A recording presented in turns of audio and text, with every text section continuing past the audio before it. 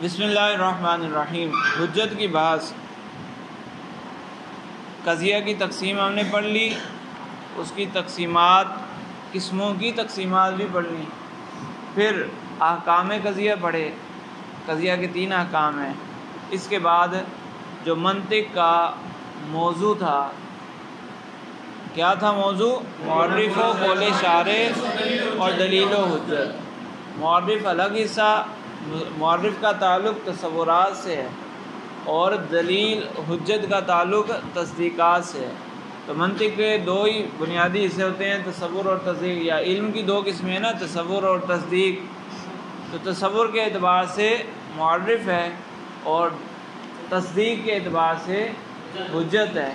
تو ابھی تک جو ہم نے بحث پڑھی تھی وہ اس حجت کی تمہیدات تھی، اس حجت کو سمجھنے کے لیے۔ جس طرح ہم نے معرف کو سمجھنے کے لیے، معرف 2 صفحوں پر تھا، اور معرف کو سمجھنے کے لیے کتنا تفصیلی بیان پڑا تھا، اسی طرح یہاں پر بھی ہے کہ پیچھے جو قضیہ کی اقسام اور قضیہ کے احکام، یہ اسی حجت کو سمجھنے کے لیے بیان ہم نے پڑھے، کتابوں میں ذکر کیے جاتے ہیں۔ اچھا، وہ جو چیزیں احکام قضیہ جو ہم نے پڑھے ہیں یا قضیہ کی تقسیمات پڑھی ہیں، وہ حجت میں استعمال کس طرح ہوتی ہیں، یہ میں نے شاید آپ کو پہلے بتایا تھا کہ یہ تفصیل کچھ نہ کچھ اس کا علم آپ کو اگلی کتاب میں آئے گا، یہاں بس مختصراً ذکر ہے۔ اگلی کتاب میں کچھ استعمال آپ کو بتایا جائے گا کہ یہ احکام قضیہ کس طرح حجت میں استعمال ہوتے ہیں۔ تو یہاں مختصر ہی حجت کو بیان کیا گیا ہے۔ تو فرماتے ہیں کہ تعریف حجت، تعریف تو آپ پہلے پڑھ چکے ہیں، وہی تعریف دوبارہ ذکر کی ہے۔ وہ معلومات تصدیقیہ جن کو ترتیب دینے سے کوئی مجہول تصدیق حاصل ہو جائے۔ وہ معلومات تصدیقیہ جن کو ترتیب دینے سے کوئی مجہول تصدیق حاصل ہو جائے، یعنی چند قضیے جو ہمیں پتہ ہے کہ یہ واقعی ایسی بات ہے، وہ چند قضیے ملائے تو ملانے سے ایک ایسی بات پتہ چل جائے جو پہلے پتہ نہیں تھی، جس کے بارے میں یقین نہیں تھا، تو ان قضیوں کو ملانے سے اس کا یقین حاصل ہو گیا۔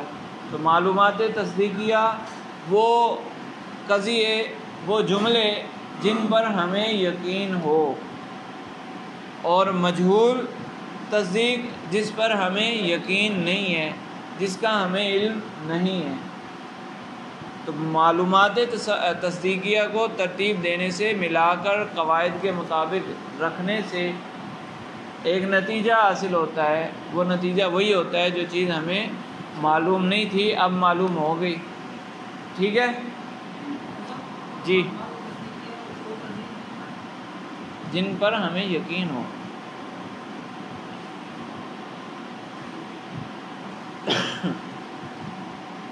تقسیم حجت، حجت کی 3 قسمیں ہیں: قیاس، استقراء اور تمثیل۔ وجہ اثر حجت 3 ہاتھ سے خالی نہیں ہوگی کہ اس میں استدلال کلی سے جزئی پر ہوگا، یا جزئی سے کلی پر ہوگا، یا جزئی سے جزئی پر ہوگا۔ استدلال کس کو بولتے ہیں؟ استدلال کا مطلب ہوتا ہے ایک شے سے دوسری شے معلوم کرنا۔ جو ہم کہتے ہیں نا، دلیل پیش کی، فلاں نے اپنی بات پر دلیل پیش کی، یا فلاں مسئلہ لکھا ہوا ہے، اس کی دلیل یہ ہے، تو وہ دلیل پیش کرنا ہی استدلال ہے۔ دلیل کے ذریعے کسی چیز کو ثابت کرنا، یہ استدلال ہے۔ ہاں، دلیل سے فائدہ کیا حاصل ہوتا ہے؟ میں نے کوئی بات کہی، آپ کو یقین نہیں آیا، میں دلیل پیش کروں گا تو یقین آ جائے گا، ماننا پڑے گا، ایسا ہی ہوتا ہے نا۔ تو دلیل سے فائدہ کیا حاصل ہوتا ہے کہ وہ جو بات پہلے ذکر کی جاتی ہے اس پر یقین حاصل ہو جاتا ہے۔ تو یہ تو دلیل و حجت ہے۔ تو اسی کو استدلال بھی کہتے ہیں، اس فعل کو استدلال کہتے ہیں، یعنی یہ کام کرنا، دلیل پیش کرنا، دلیل کے ذریعے کوئی بات ثابت کرنا، اس کو کہتے ہیں استدلال۔ ٹھیک ہے، تو وہ استدلال 3 طرح کا ہوگا، یا تو جزئی کو دلیل کے طور پر پیش کیا جائے گا اور اس سے کلی کا حکم معلوم کیا جائے گا، دلیل میں جزئی ذکر ہوگی. یہ جو دلیل پیش کرنا، استدلال کرنا، اپنی بات کو دلیل کے ذریعے ثابت کرنا، وہ 3 طرح ہو سکتا ہے. جو میں نے پہلے دعویٰ کیا، جو پہلے بات کی جاتی ہے وہ دعویٰ کہلاتی ہے، اور جو اس پر وجہ پیش کی جاتی ہے وہ دلیل کہلاتی ہے نا. تو جو میں نے دعویٰ پیش کیا وہ تھا جزئی، اور دلیل میں پیش کروں کلی. یا تو یہ صورت ہوگی یا یہ صورت ہوگی کہ جو دعویٰ میں نے پیش کیا وہ ہے کلی، اور جو دلیل پیش کروں وہ ہے جزئی. اور یہ کبھی ایسا ہوگا کہ دعویٰ میرا وہ بھی جزئی ہے اور دلیل بھی جزئی ہے. دعویٰ بھی جزئی اور دلیل بھی جزئی. 3 ہی صورتیں ہو سکتی ہیں، کوئی اور صورت نہیں نکلتی، کیونکہ 2 ہی چیزیں ہمارے پاس، جزئی اور کلی. نہیں، ایسا نہیں ہوتا.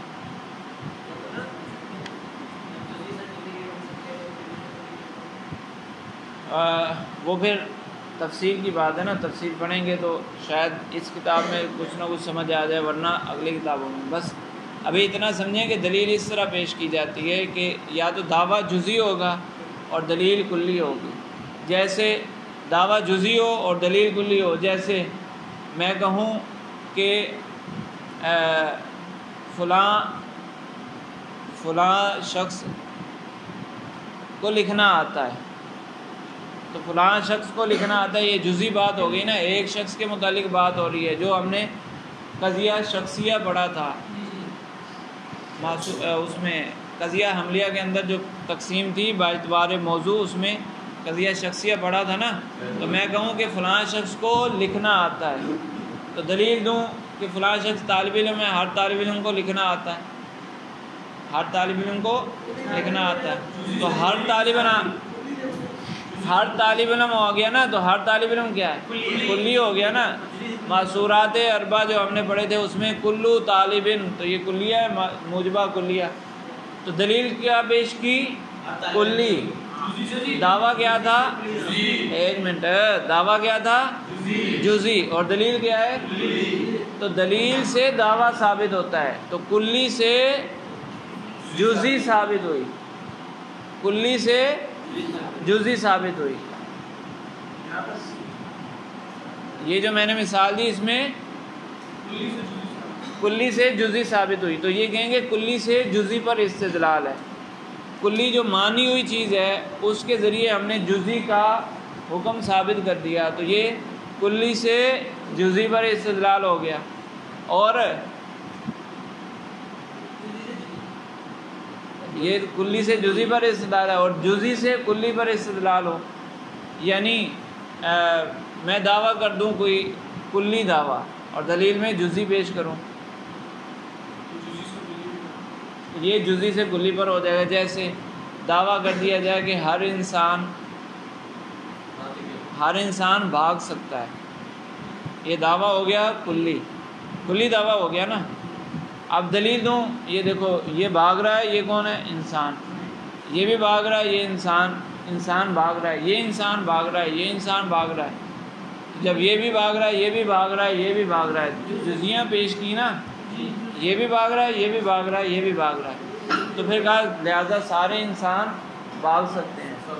جزئی پیش کر کے ثابت کس کو کیا؟ کلی کو. تو اس کو کہتے ہیں استدلال جزئی سے کلی پر.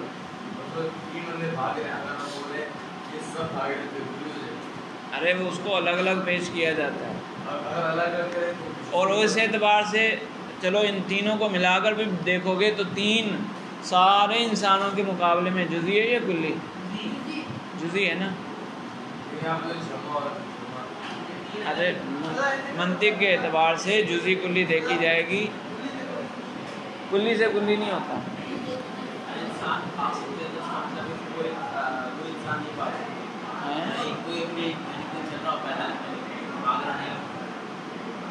کیا مطلب کہنا کیا چاہ رہے ہیں؟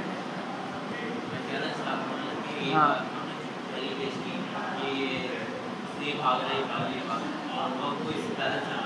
ارے یہ میں نے ایسے ہی سمجھانے کے لیے مثال بنائی ہے، اس پہ کوئی یہ کوئی دعویٰ نہیں ہے، اس پر دلیل کی ضرورت نہیں ہے، اصل مثال تو آگے آئے گی۔ ابھی تو میں نے ایسے ہی آپ کو سمجھانے کے لیے ایک بیٹھے بیٹھے مثال گھڑی ہے میں نے، تاکہ آپ کو آسانی سے سمجھ آ جائے، سیدھے سیدھے الفاظ استعمال کیے ہیں تاکہ آپ کو آسانی سے سمجھ آئے، ورنہ یہ حقیقتاً اس کی مثال نہیں بنے گی کہ اس میں کوئی وہ بات ہی نہیں ہے نا ثابت کرنے والی۔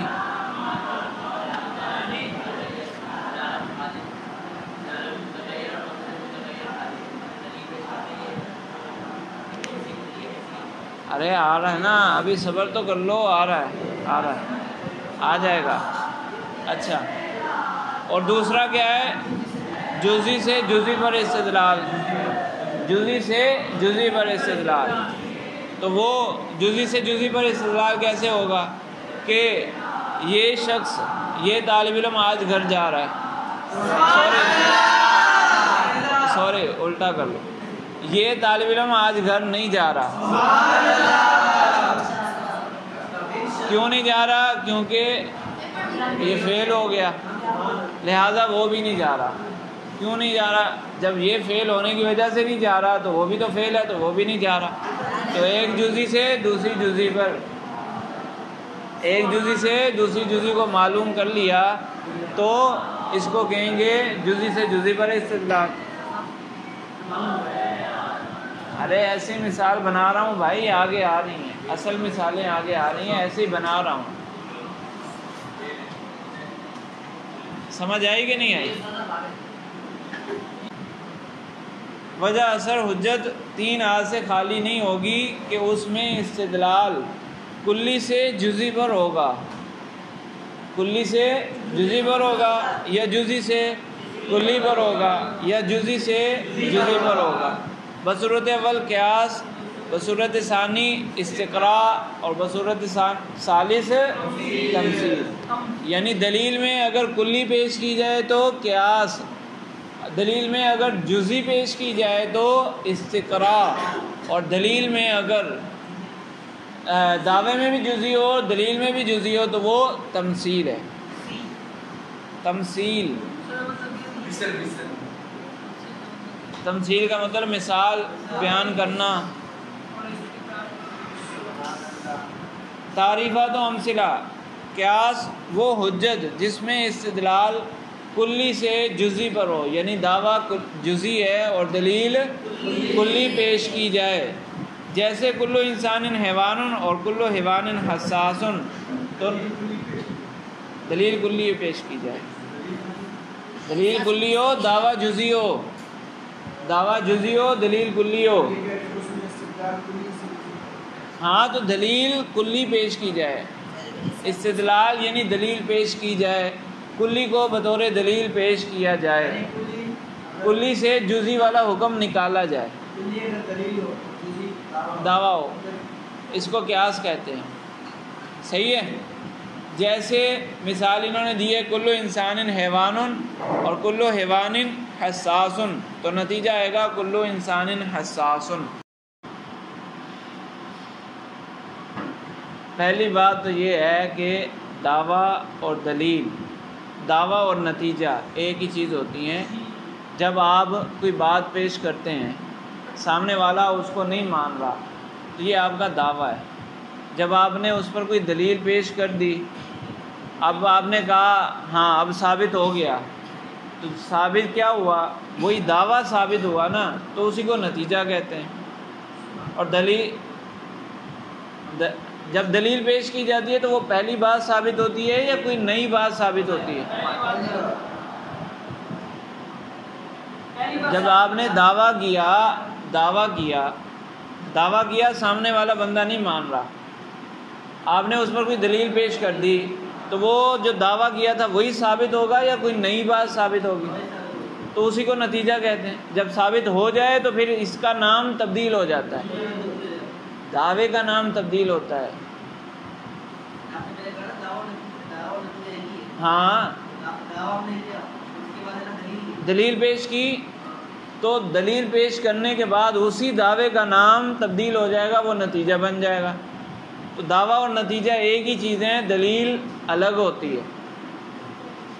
اچھا، اب یہاں پر دعویٰ کیا ہے؟ دعویٰ ہے کلو انسان حساس، کلو انسان حساس، یہ دعویٰ ہے۔ اس دعوے پر دلیل پیش کرنی تھی تو دلیل پیش کی کلو انسان حیوان اور کلو حیوان حساس، کلو انسان حیوان کلو حیوان حساس، یہ دلیل پیش کی۔ تو دلیل کو دیکھو اور دعوے کو دیکھو، جزئی کلی اس میں سمجھو۔ دعوے میں کیا ہے؟ کلو انسان، انسان کی بات ہو رہی ہے، اور دلیل کیا ہے؟ دلیل کے اندر کیا ہے؟ کلو حیوان حساس۔ تو انسان کے مقابلے میں حیوان جزئی ہے یا کلی ہے؟ انسان جزئی اور حیوان کلی۔ تو دعوے کے اندر انسان ہے جو کہ جزئی ہے، دلیل میں کیا پیش کر رہے ہیں؟ کلی۔ تو کلی کے ذریعے جزئی کو ثابت کیا جا رہا ہے یا نہیں؟ دلیل میں کلی پیش کی جا رہی ہے اور اس کے ذریعے پھر جزئی کو ثابت کیا جا رہا ہے۔ تو یہی تو وجہ اثر میں ذکر کیا تھا کہ اگر کلی سے جزئی پر استدلال ہو، کلی سے جزئی پر استدلال ہو تو اس کو کہتے ہیں قیاس۔ دعویٰ کلو انسان حساس، کلو انسان حساس دعویٰ ہے، اور جو دلیل پیش کی ہے کلو حیوان حساس، یہ کیا ہے؟ دلیل ہے۔ تو یہ دلیل کلی ہے اور دعویٰ جزئی ہے، نتیجہ وہی نکلا کلو انسان حساس۔ ہاں تو ادھر ہی جاتے ہیں نا جی۔ کلو حیوان، ہاں جب وہ اس کا انکار کرے گا تو پھر اس پر الگ دلیل دینی پڑے گی۔ جس چیز میں بھی انکار ہو نا اس پر الگ سے دلیل دینی پڑتی ہے۔ یہاں ہم نے فرض کر لیا کہ سامنے والا بھی یہ مان رہا ہے، اگر نہیں مانے گا تو پہلے یہ منوائیں گے تو بات آگے بڑھے گی نا۔ تو سامنے والے نے مان لیا کلو حیوان حساس، سامنے والا یہ بات مانتا ہے، کلو حیوان حساس سامنے والا بندہ مانتا ہے۔ اگر نہیں مانے گا تو اس کو منوا لیں گے، تو منوانے کے بعد دلیل دے کر منوا لیں گے، منوانے کے بعد تو ثابت ہو جائے گا نا۔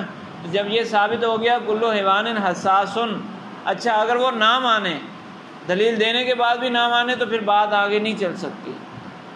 اگر وہ کہہ رہا ہے میں کسی صورت مانوں گا ہی نہیں کہ حیوان حساس ہوتا ہے تو پھر بات آگے نہیں چل سکتی۔ بات تو تبھی آگے چلے گی نا پہلے اس کو مانا جائے۔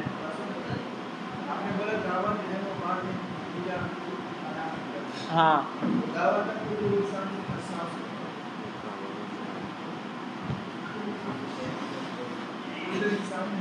ہاں ہاں یہ کہاں نتیجہ نکلا؟ کلو انسان حساس، یہی نتیجہ ہے، یہ دلیل ہے۔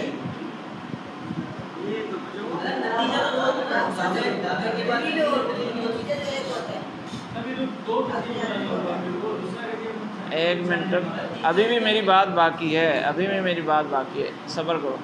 اچھا تو ہم نے کہا دعویٰ کیا تھا کلو انسان حساس، تو انسان جزئی ہے، اور دلیل میں ہم پیش کر رہے ہیں کلو حیوان حساس، تو حیوان کیا ہے؟ کلی۔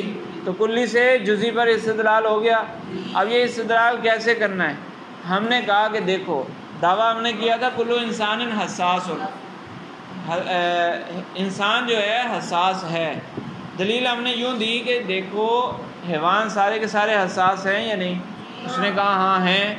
تو پھر ہم نے کہا کہ انسان حیوان کے اندر شامل ہے یا نہیں؟ تو اس نے کہا ہاں شامل ہے۔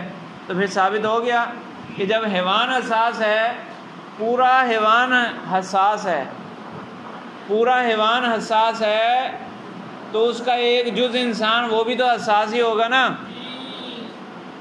پورا حیوان حساس ہے تو اس کا ایک جز، ایک فرد وہ بھی تو حساس ہوگا۔ تو کل کے ذریعے جز کو ثابت کر دیا، کل کے ذریعے جز کو ثابت کرنا یہ قیاس کہلاتا ہے۔ تو دلیل دینے کا طریقہ پھر یہ ہے، منطق میں جو دلیل دی جاتی ہے وہ اس طرح دی جاتی ہے، کلو انسان حیوان اور کلو حیوان حساسن تو نتیجہ آتا ہے کلو انسان حساسن۔ ایک منٹ، اب جو سوال ہے وہ ایک ایک کر کے سوال کرو جی۔ یہ مل کر ایک ہی دلیل ہے، وہ منطق میں دلیل پیش کرنے کا طریقہ ہے نا، قواعد ہیں، تو اس قواعد کے مطابق بنائیں گے تو دو قضیے مل کر ہی دلیل بنتے ہیں۔ ویسے تو الفاظ میں تو میں نے ایک جملے سے جو پہلے مثال دی تھی وہ بھی ایک جملے سے دلیل دے دی تھی نا، لیکن منطق میں جب دلیل پیش کی جاتی ہے تو طریقہ یہی ہے کہ دو قضیے ملا کر دلیل پیش کی جائے گی۔ ہاں یہ وہی آ جائے گا۔ ہاں ہاں ہاں جی۔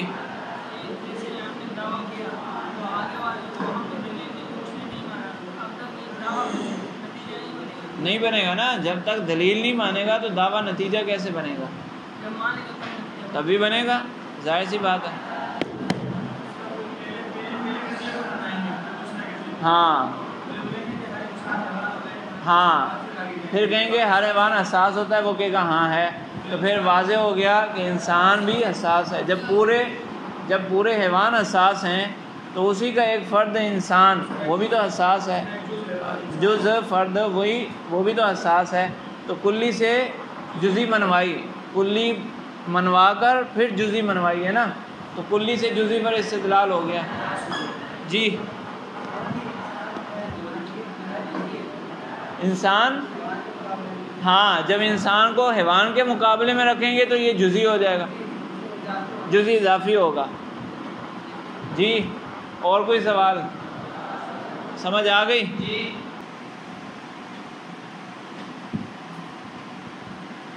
استقراء وہ حجت جس میں استدلال جزی سے کلی پر ہو، جیسے ہم نے دیکھا کہ انسان، فرس، غنم وغیرہ سے بات، اچھا اس کو پہلے ویسے ہی سمجھ لیں۔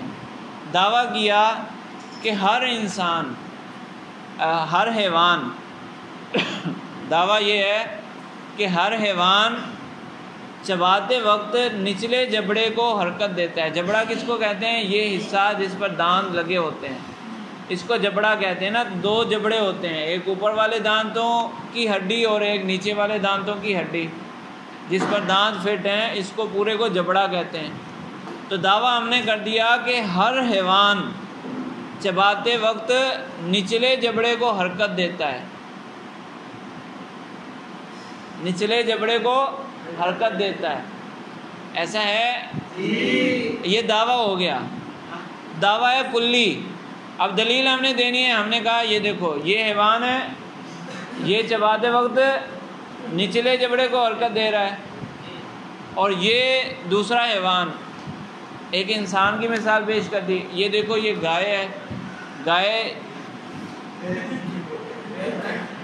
گائے چباتے وقت نچلے جبڑے کو حرکت دے رہی ہے۔ یہ دیکھو یہ دوسرا جانور ہے، یہ اونٹ ہے، یہ چباتے ہوئے نچلے جبڑے کو حرکت دے رہا ہے۔ تو جزیات پیش کی جا رہی ہیں نا، حیوان کے مقابلے میں انسان جزی ہے یا نہیں؟ اونٹ جزی ہے، گائے جزی ہے، گھوڑا جزی ہے، تو یہ جزیات پیش کی جا رہی ہیں دلیل میں۔ 5-6 جزیات پیش کر دیں تو ہم نے کہا لہذا ثابت ہوا کہ ہر حیوان چباتے ہوئے نچلے جبڑے کو حرکت دیتا ہے۔ نہیں کرتا؟ کیسے نہیں کرتا؟ کھاتے وقت نچلے جبڑے کو ہلاتا ہے۔ دیکھو ہمارا جو اوپر والا جبڑا ہے یہ فکس ہے، اس کو ہلا نہیں سکتے، نچلے والے جبڑے کو ہلایا جا سکتا ہے۔ چپکا ہوا مطلب یہ کہ اگر آپ کا سر پکڑ لیا جائے، سر کو پکڑ لیا جائے تو پھر یعنی کسی سانچے میں سر کو فٹ کر دیا جائے تو پھر آپ نچلے جبڑے کو تو حرکت دے سکتے ہو، اوپر والے کو دے سکتے ہو؟ کیسے دے سکتے ہیں؟ سر ہلائے بغیر صرف جبڑے کو حرکت دو، ہو سکتا ہے؟ سر ہلائے بغیر جبڑے کو حرکت دے سکتے ہو؟ دے لو بھائی پھر۔ اچھا تو اب کیا ہوا؟ دلائل پیش کر کے کلی کو ثابت کیا، تو یہ استدلال جزئی سے کلی پر ہو گیا۔ استقراء وہ حجت جس میں استدلال جزئی سے کلی پر ہو، جیسے ہم نے دیکھا کہ انسان فرض غنم وغیرہ چباتے وقت نیچے والے جبڑے کو ہلاتے ہیں، تو ہم نے یہی حکم تمام حیوانوں پر لگا دیا اور یوں کہا کہ کل حیوان یحرک فکہ الاسفل عند المدغ، کہ ہر حیوان چباتے وقت نچلے جبڑے کو ہلاتا ہے۔ فک بولتے ہیں جبڑے کو، تو فکہ الاسفل نچلا جبڑا،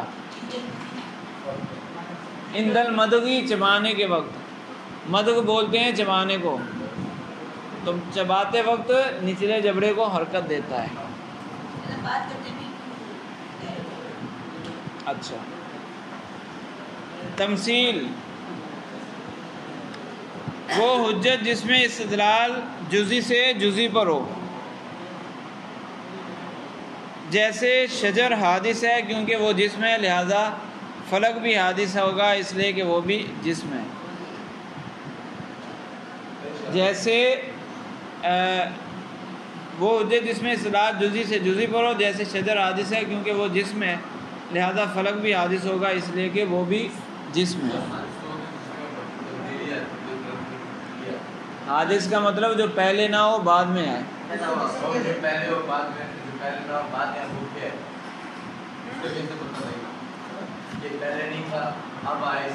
سن تو لو نا بھائی، سن لو۔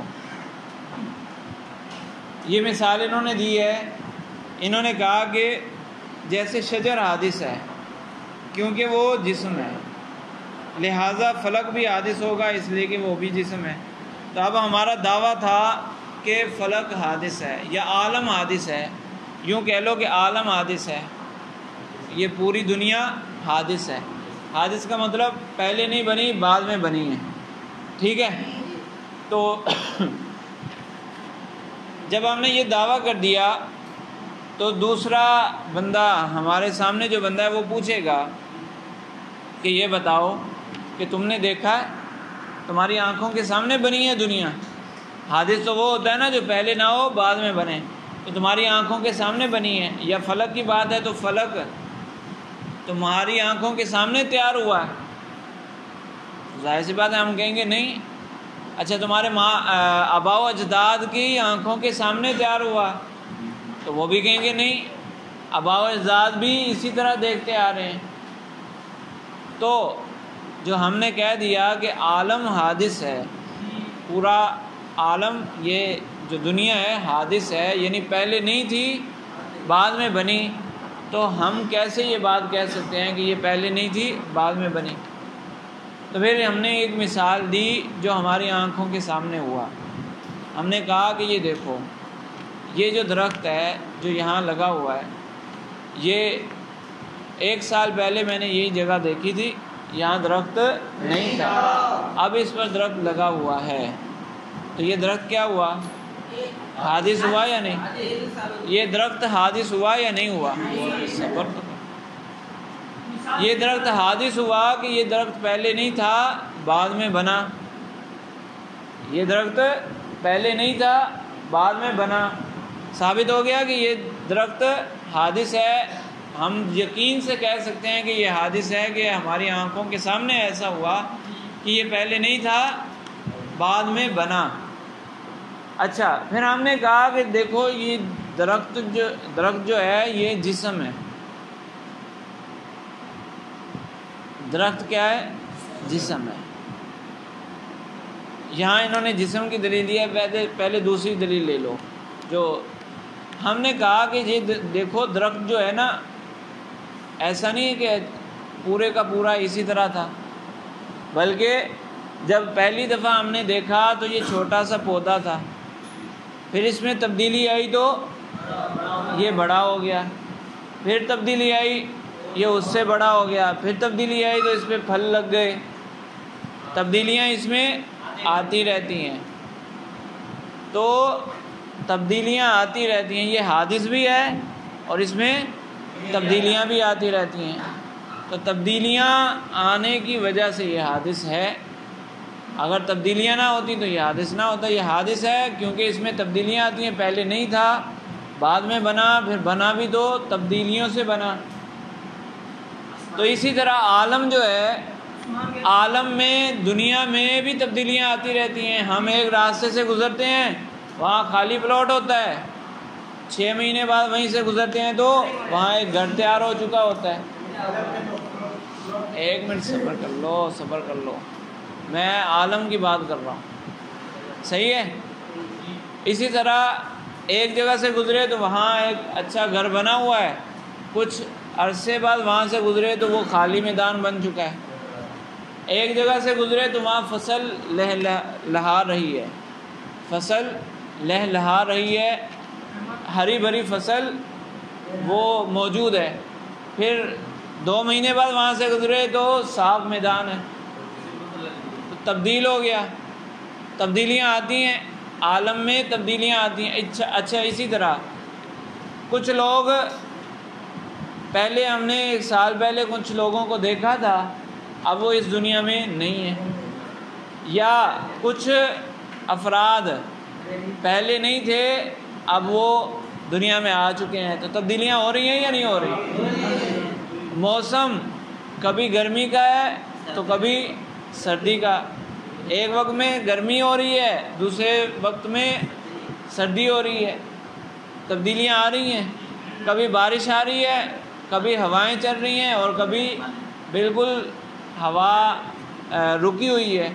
تبدیلیاں آ رہی ہیں.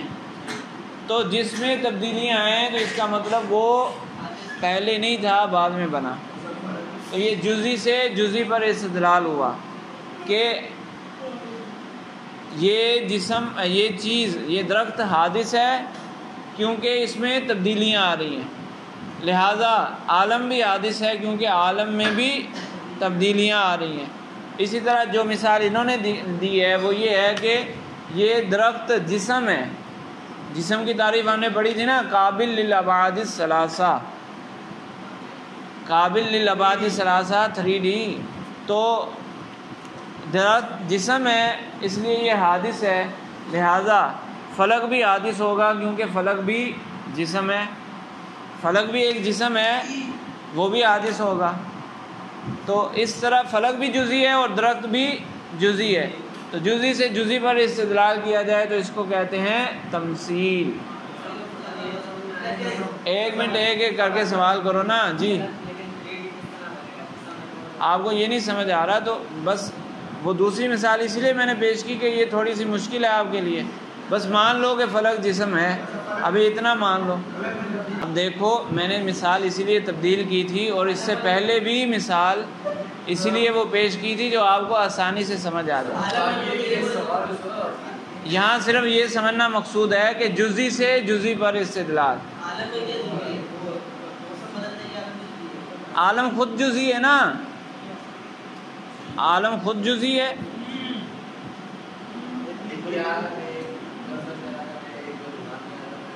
جی ارے بس جی کیا